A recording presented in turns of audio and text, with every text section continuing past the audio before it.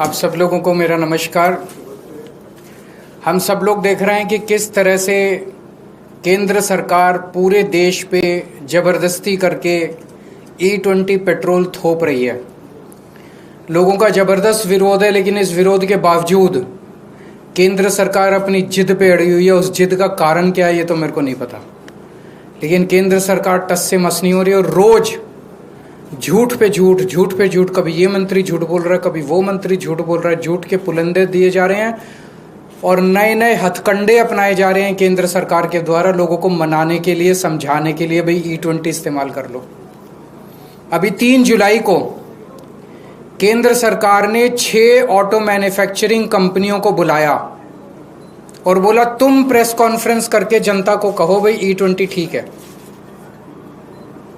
ये 6 कंपनियां कौन सी हैं? Maruti Suzuki, Toyota Kirloskar, Hero MotoCorp, Hyundai motor, Bajaj auto, TVS motor company. इन 6 को कहा भाई तुम प्रेस कॉन्फ्रेंस करो और तुम जनता को बोलो भाई E20 सही पेट्रोल है, और अगर आपका व्हीकल E10 है तब भी E20 चलेगा। आपका व्हीकल E20 नहीं है तब भी चलेगा। आपका व्हीकल अगर E10, E0 पे, E5 पे चलने वाला तब भी चलेगा। तो ये 6 कंपनियां आई। इन 6 में से 3 कंपनियों ने सरकार को मना कर दिया, भाई हम तो ये इतना बड़ा झूठ नहीं बोल सकते। 3 कंपनियों ने झूठ बोला। ये 3 कंपनियां कौन सी हैं जिन्होंने झूठ बोला? मारुति सुजुकी, टोयोटा किर्लोस्कर और हीरो मोटोकॉर्प। इन तीनों ने मीडिया में बोला, तीनों के जो आए थे रिप्रेजेंटेटिव्स, कि अगर आपका व्हीकल E0 है, E5 है, E10 है और अगर आप उसमें E20 पेट्रोल डाल दो तो कोई दिक्कत नहीं है। थोड़ी बहुत 5-7% माइलेज गिरेगी, लेकिन कोई नुकसान नहीं होगा। टंकी को भी नुकसान नहीं होगा, फ्यूल सिस्टम को भी, इंजन को भी कोई नुकसान नहीं होगा। ये उन्होंने तीनों कंपनियों ने झूठ बोला। ये मैं साबित कर रहा हूं, आज उनके ओनर मैनुअल लेके आया हूं मैं। ओनर मैनुअल क्या होता है? जब आप गाड़ी खरीदते हो तो गाड़ी के साथ एक ओनर मैनुअल मिलता है, उसमें सारी टर्म्स एंड कंडीशंस होती है। वो एक तरह से कॉन्ट्रैक्ट होता है कंज्यूमर और ऑटो कंपनी के बीच में। अब टोयोटा का जो ओनर मैनुअल है वो क्या कहता है? टोयोटा का ओनर मैनुअल कहता है Toyota allows use of ethanol blended gasoline where ethanol content is up to 10%। मतलब वो कह रहा है कि 10% तक इथेनॉल होना चाहिए। और उसमें नीचे नोट में लिखा है, if you are not satisfied with drivability और fuel economy of your vehicle when you use gasoline alcohol blend, you should switch back to unleaded gasoline containing no alcohol. इसका मतलब ये हुआ कि 10% से ज्यादा इस्तेमाल नहीं करना, लेकिन 10% इस्तेमाल करने में भी अगर दिक्कत आए तो 10% भी नहीं करना। ये उनके ओनर मैनुअल में लिखा है। और ये सरकारी पीसी में जाके, प्रेस कॉन्फ्रेंस में जाके कहते हैं E10 में E20 भी इस्तेमाल कर लो, कोई दिक्कत नहीं है। ये टोयोटा के Innova high cross, Fortuner, Glanza, urban cruiser, Innova Crysta, सारे जितने इनके ब्रांड हैं, जितने तरह के इनके मॉडल हैं, हर एक के ओनर मैनुअल में सेम लाइन लिखी हुई है। मारुति ने भी जाके सरकारी प्रेस कॉन्फ्रेंस में बोला कि E10 के व्हीकल में E20 से, E10 का व्हीकल क्या है आम लोगों की भाषा में समझा दूं। 2023 से पहले जितने व्हीकल बने हुए हैं जो इथेनॉल के लिए नहीं बने थे, जो प्योर पेट्रोल के लिए बने थे, लेकिन उसमें अगर 10% इथेनॉल इस्तेमाल भी कर लो तो कोई दिक्कत नहीं होती, तो उनको E10 कंप्लायंट बोलते हैं। तो 2023 से पहले बने हुए व्हीकल्स जो या तो 0 इथेनॉल पे या 10% तक जिसमें इस्तेमाल किया जा सकता है, उसको E10 बोलते हैं। 2023 के बाद से सारे व्हीकल इंडिया में E20 बनने लग गए।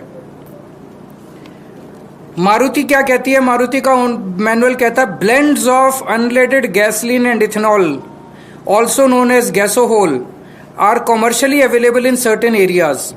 Blends of this type may be used in your vehicle if there are no more than 10% ethanol. 10% से कम इथेनॉल होना चाहिए।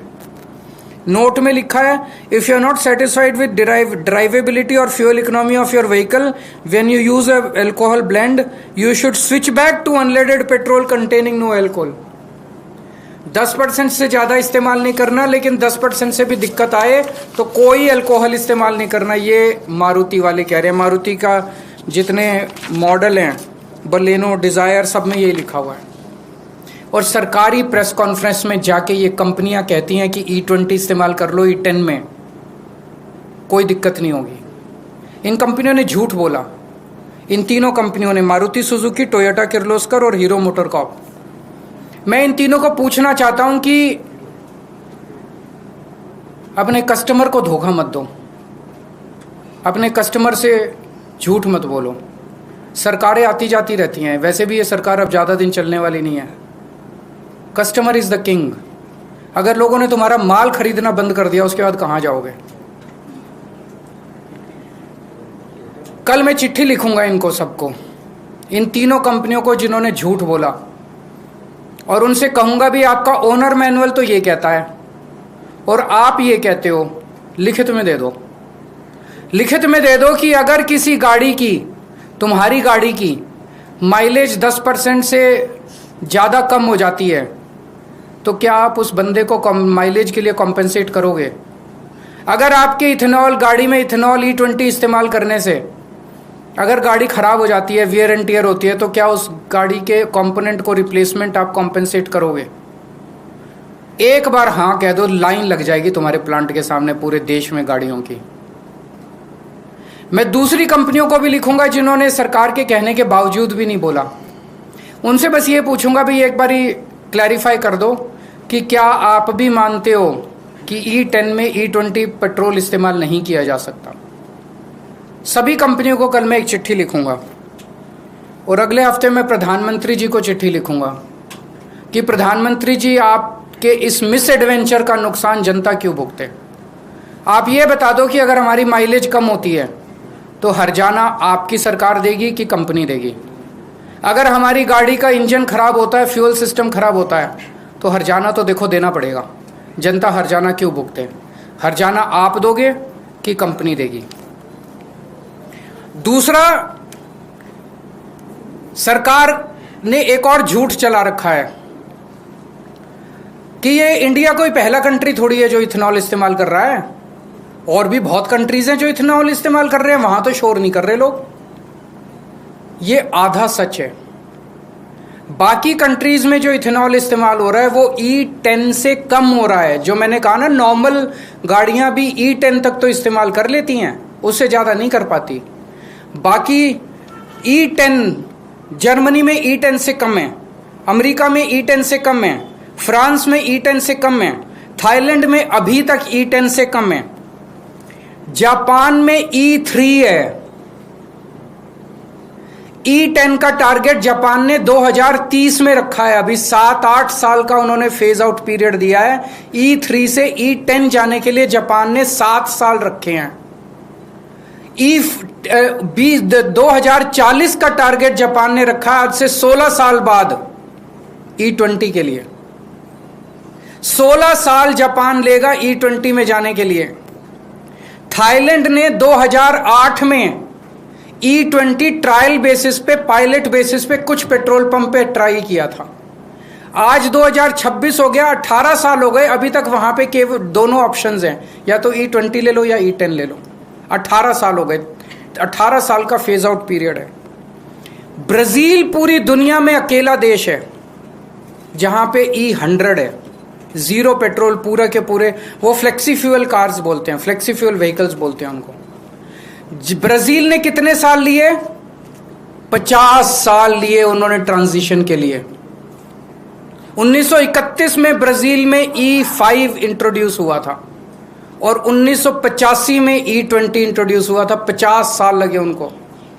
1975 में ब्राजील ने ट्रांजिशन शुरू किया। 10 साल, 1975 से 1985 के बीच में 10 साल उन्होंने लिए ट्रांजिशन करने के लिए, और 1985 से आज तक उन्होंने टाइम लिया।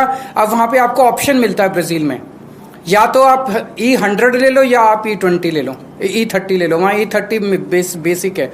उन्होंने इतने साल में अपने सारे व्हीकल्स को कंप्लायंट कर लिया। इंडिया में 6 फरवरी 2023 को ट्रायल बेसिस पे पूरे देश में 1900 पेट्रोल पंप पे, केवल 1900 पेट्रोल पंप्स पे E20 इंट्रोड्यूस किया गया। और मात्र 3 साल के बाद 1 अप्रैल 2026 को पूरे देश के 90,000 पेट्रोल पंप्स के ऊपर E20 थोप दिया गया, जबरदस्ती कर दिया गया। हमारे देश में 22 करोड़ मोटरसाइकिल ऐसी हैं जो E20 कंप्लायंट नहीं है, वो E20 इस्तेमाल नहीं कर सकती। 8 करोड़ कार ऐसी हैं जो E20 कंप्लायंट नहीं है, वो E20 इस्तेमाल नहीं कर सकती। सरकार की इस जिद की वजह से 30 करोड़ व्हीकल्स रिस्क पे हैं। 30 करोड़ व्हीकल्स, इनका कबाड़ा हो जाएगा 30 करोड़ व्हीकल्स का। मेरी हाथ जोड़ के विनती है मोदी जी से, जिद मत करो, मान जाओ। एक ही चीज मांग रही है जनता की, ऑप्शन दे दो।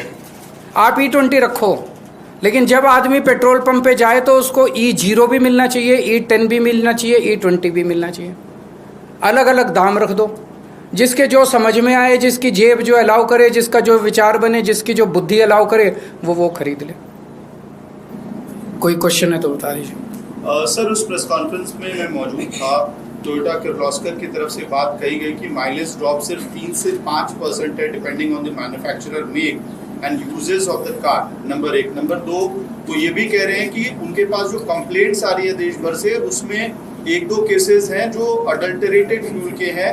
लार्जली E20 की वजह से कोई प्रॉब्लम नहीं आ रही। मैं भी यही कह रहा हूँ, मैंने देखा है वो जो आप कह रहे हो, मैंने उनका वीडियो सुना है। एग्जैक्टली वो इसको एडल्टरेटेड पेट्रोल पे डाल रहे हैं। एक बार लिखित में दे दें कि नॉन कंप्लायंट E20 व्हीकल्स में E20 अलाउड है, फिर देखो लाइन लग जाए। और we will compensate the people whose vehicles damage और फेस। वो तो 3 से 5% कह रहे हैं, मैंने तो 10% कह दिया।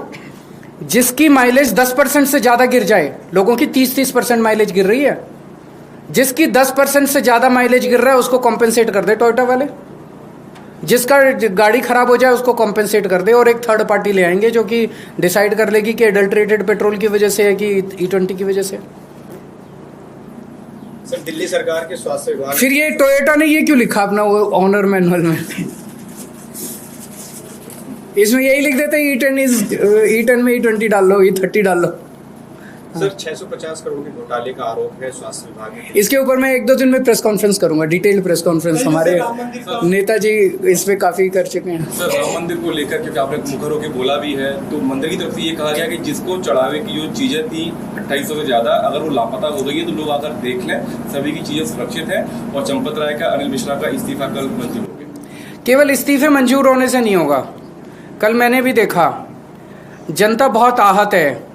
चोरी हुई है, बहुत बड़े स्केल पे चोरी है। चोरी नहीं होती तो आपको क्या लगता है FIR कर देते इतनी आसानी से? इतने शरीफ लोग हैं ये। FIR की है, मान रहे हैं चोरी हुई है, और इन्होंने 8 लोगों को अरेस्ट किया है जो छोटे छोटे लोग हैं। जनता की एक ही मांग है कि एक तो चंदा चोरी करने वालों को फांसी चढ़ाओ, इस्तीफे से काम नहीं चलेगा।